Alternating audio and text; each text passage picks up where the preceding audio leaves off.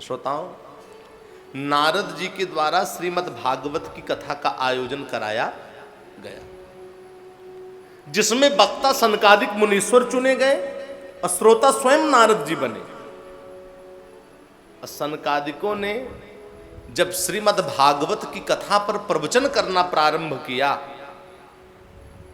तो भगवत भक्तों, उस समय हिमालय आदि पर्वत, गंगा आदि नदियां, वशिष्ठ आदि ऋषि, ये सब अपना अपना स्थान छोड़ करके भागवत की कथा को श्रवण करने के लिए आने लगे। और सनकादिकों ने श्रीमद् भागवत की कथा पर प्रवचन करते हुए कहा कि श्रोताओं, आत्म कल्याण के लिए बहुत सारे शास्त्र, बहुत सारे पुराण पढ़ने की कोई आवश्यकता नहीं है। आत्म कल्याण के लिए ये श्रीमद् भागवत महापुराण पर्याप्त है। इसलिए सदा सेव्या श्रीमद् भागवती कथा यस्याः श्रवण मात्रेण हरिश्चित्तम समाश्रये। कि सदा सेव्या श्रीमद् भागवती कथा। श्रोताओं ध्यान देना, भागवत की कथा को निरंतर श्रवण करते रहो, भागवत की कथा को निरंतर सुनते रहो, क्योंकि यस्याः श्रवण मात्रेण हरिश्चित्तम समाश्रयेत। श्रोताओं, भागवत की कथा को अगर निरंतर श्रवण करते रहोगे, भागवत की कथा को अगर निरंतर सुनते रहोगे, तो ये जो चित्त है, ये जो मन है, ये मन भगवान के चरण कमल में लग जाएगा। यस्याः श्रवण मात्रेण हरिश्चित्तम समाश्रयेत। आगे सनकादिक मुनीश्वर कह रहे हैं कि अश्वमेध सहस्त्राणि वाजपेय शतानि च सुख शास्त्र कथायांश्च कलाम नारहन्ति खोडशिम। भगवत भक्तों, अश्वमेध सहस्त्राणि, एक दो नहीं, कोई हजारों अश्वमेध यज्ञ कर ले, सैकड़ों अश्वमेध यज्ञ कर ले, वाजपेयी यज्ञ कर ले, और कोई भागवत की कथा को सुन ले, तो जो हजारों अश्वमेध यज्ञ किए, सैकड़ों वाजपेयी यज्ञ की, ये सब भागवत की कथा के सामने 16 आने में एक आने के बराबर भी नहीं। न गंगा न गया काशी पुष्करम न प्रयागकम। भगवत भक्तों, न गंगा न गया न काशी न पुष्कर न प्रयाग, ये सब तीर्थ भी भागवत की कथा के सामने फल की समानता में, फल की तुलना में कुछ नहीं। और आजन्म मात्रमपि जेन सठेन किंचिद चेतम विधाय सुख शास्त्र कथा न पीता चंडाल वच खर बद बदते न नीतम मिथ्या स्वजन्म जननी जनि दुख भाजा। कि आजन्म मात्रमपि जेन सठेन किंचिद। बड़े ध्यान से सुनना, सनकादिक मुनीश्वर श्रीमद् भागवत की कथा पर प्रवचन करते हुए कह रहे हैं कि आजन्म मात्रमपि जेन सठेन किंचित, जन्म से लेकर के मृत्यु पर्यंत तक जो नर नारी अपनी आयु में चित्त लगा करके भागवत की कथा को श्रवण नहीं किए, भागवत की कथा को नहीं सुने, तो चंडाल वच खर बद तेन नीतम, समझो वो चंडाल एवं पशुओं की तरह अपने जीवन को व्यतीत कर डाले। मिथ्या स्वजन्म जननी जन दुख भाजा, वो जो 9 माह तक अपनी माता के गर्भ में रहे, उनको केवल कष्ट दिए, किसी प्रकार का सुख नहीं दिए। श्रोताओं, सनकादिक मुनीश्वर श्रीमद् भागवत की कथा पर प्रवचन कर रहे थे, तो उस कथा सभा में एक बहुत बड़ा आश्चर्य देखने को मिला। क्या आश्चर्य देखने को मिला? कि भक्ति महारानी अपने तरुण हुए दोनों पुत्रों के साथ प्रकट हो गई, ज्ञान वैराग्य के साथ प्रकट हो गई, भागवत के कथाओं के अर्थों का आभूषण पहने हुए भक्ति महारानी प्रकट हुई। कि भक्ति सुतौ तौ तरुणो गृहीत्वा प्रेमैक रूपां सहसा विरासी, श्री कृष्ण गोविंद हरे मुरारे, नाथेति नामानि मुहुर्बदन्ति। श्रोताओं, भक्ति महारानी जब भागवत की कथाओं के अर्थों का आभूषण पहने हुए प्रकट हुई उस कथा सभा में अपने तरुण हुए दोनों पुत्रों के साथ, तो सुंदर प्रभु के नाम का संकीर्तन करने लगी भक्ति महारानी।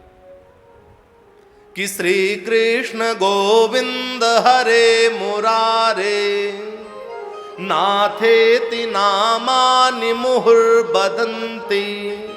बार बार श्री कृष्ण गोविंद हरे मुरारे।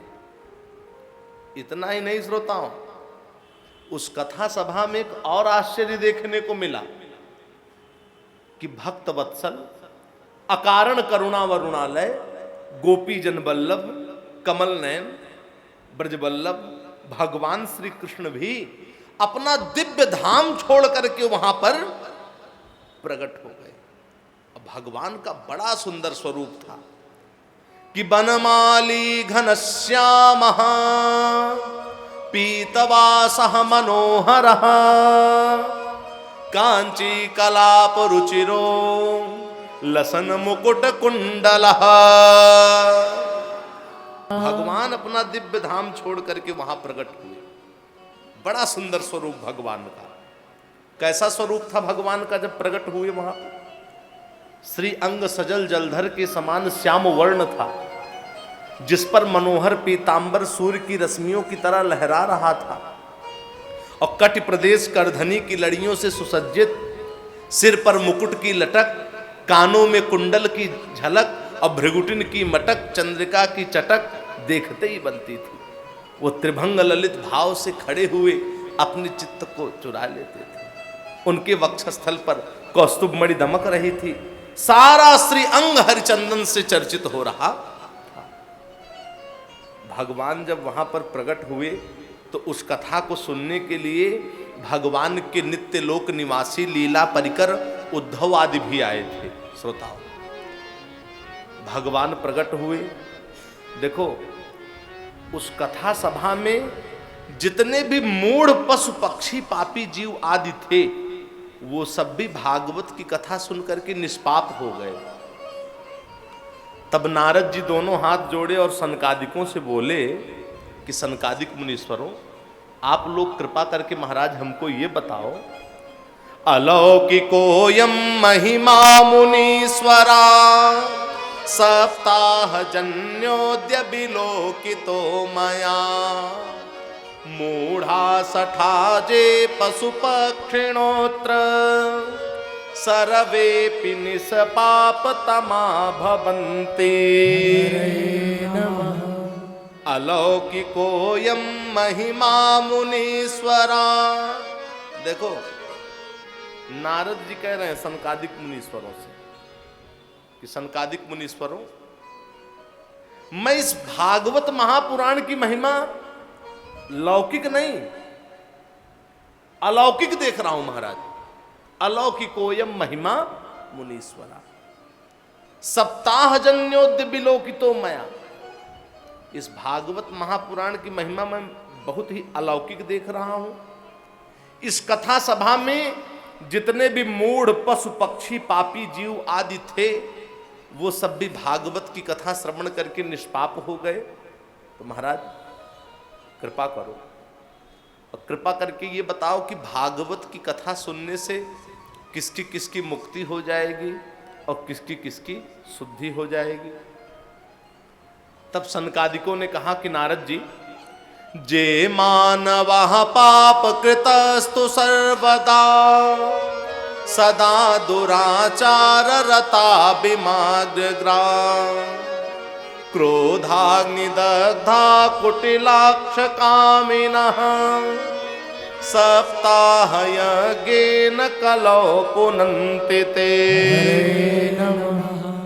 कि जे मानवः पाप कृतस्तु सर्वदा। सनकादिक मुनीश्वर कह रहे हैं कि नारद जी,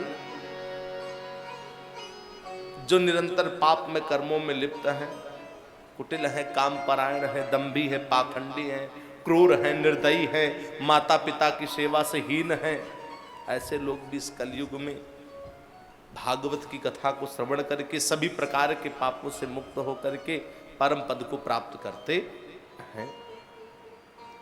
श्री राधे राधे गोविंद गोविंद राधे, श्री राधे राधे गोविंद गोविंद राधे, राधे राधे गोविंद गोविंद राधे, राधे राधे गोविंद गोविंद राधे, गोविंद राधे गोपाल राधे, गोविंद राधे गोपाल राधे, गोविंद राधे गोपाल राधे, गोविंद राधे गोपाल राधे, राधे राधे गोविंद गोविंद राधे, राधे राधे गोविंद गोविंद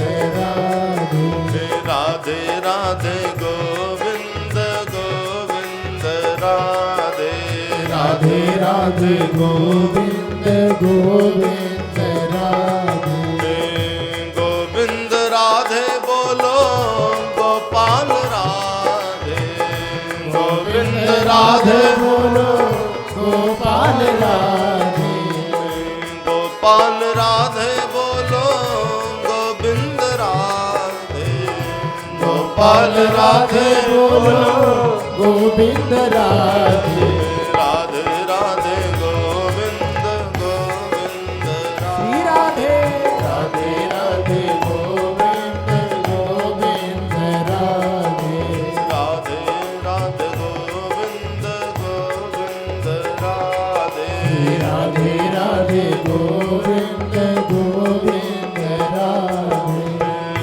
गोविंद राधे गोपाल राधे, गोविंद राधे गोपाल राधे, गोपाल राधे ब्रजराज राधे, गोपाल राधे गोराज राधे, राधे राधे गोविंद गोविंद हरि बोल, राधे राधे गोविंद गोविंद राधे, राधे राधे गोविंद गोविंद राधे, राधे राधे गोविंद गोविंद राधे। अब सूत जी कह रहे हैं, शौनकादि ऋषियों, ये श्रीमद् भागवत की कथा दिव्य है। इस कथा को जो भी श्रवण करते हैं, इस कथा को जो भी सुनते हैं, सभी प्रकार के पापों से मुक्त हो जाते हैं। शौनकादि ऋषि से सूत जी बोले कि शौनकादि ऋषियों, हम तुम्हें एक प्राचीन इतिहास सुनाते हैं। एक बहुत बड़ा पापी था, वो भी भागवत की कथा को श्रवण किया, सभी प्रकार के पापों से मुक्त हुआ और परम पद को प्राप्त किया। आप लोग भी उसकी कथा ध्यान से सुनेंगे कि तुंगभद्रा तटे पूर्व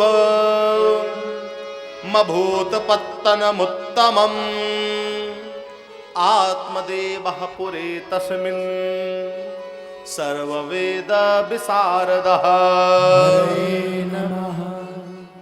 ध्यान देना, पूर्व काल की बात है कि तुंगभद्रा तटे पूर्व काल की बात है। तुंगभद्रा नदी के तट पर एक अनुपम नगर बसा था, बड़ा सुंदर नगर बसा था।